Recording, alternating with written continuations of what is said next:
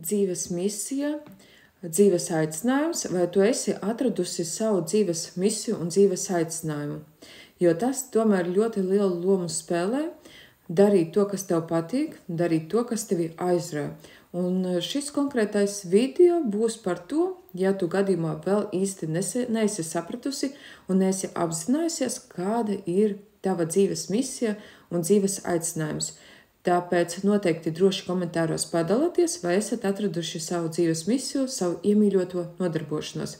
Un ja gadījumā neesat atraduši, tad šeit uzdošu jums 5 jautājumus, uz kuriem vajadzēs jums vienkārši pašiem atbildēt, paši priekš sevis, bet maksimāli godīgi atbildēt, lai varētu atrast savu to dzīves misiju un savu aicinājumu dzīves. Pats pirmais jautājums. Pirmais jautājums, ko tu tagad jau dari ļoti, ļoti labi, un tu to dari ar baudu, ar kaifu, un tev šī lieta, šī nodarbošanās izdodas labāk un produktīvāk sanākt nekā citiem cilvēkiem.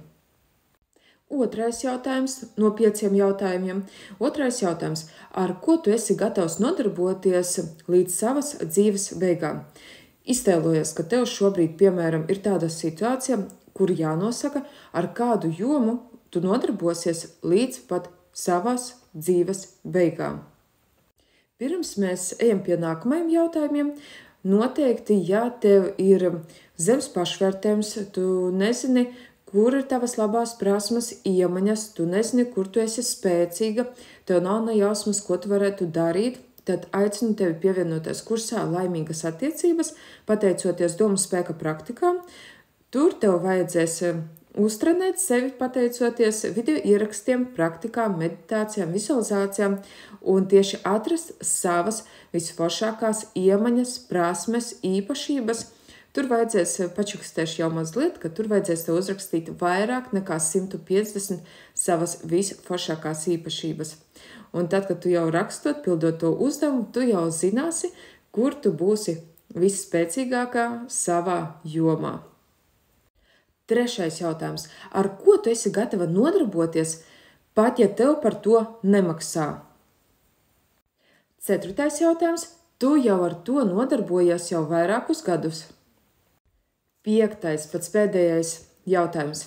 Ja tev izjustu naudas vajadzība un uz taviem bankas kontiem ir jau vairāki tūkstoši, vairāk jau 100 000, tie atrodas jau uz taviem bankas kontiem, un ko tu darītu un ar ko tu nodarbotos augstā ziemas vakarā?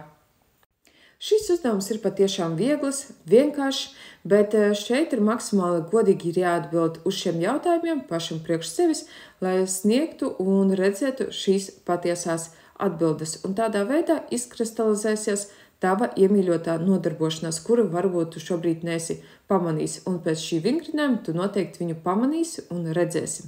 Tāpēc, ja ir interese vairāk uzzināt sevi, interesē darbs ar sevi, tad droši aicinu uz kursu Laimīgas attiecības, pateicoties domu spēka praktikām. Pievienojies kursā un tiekamies jau pirmajā nodarbībā.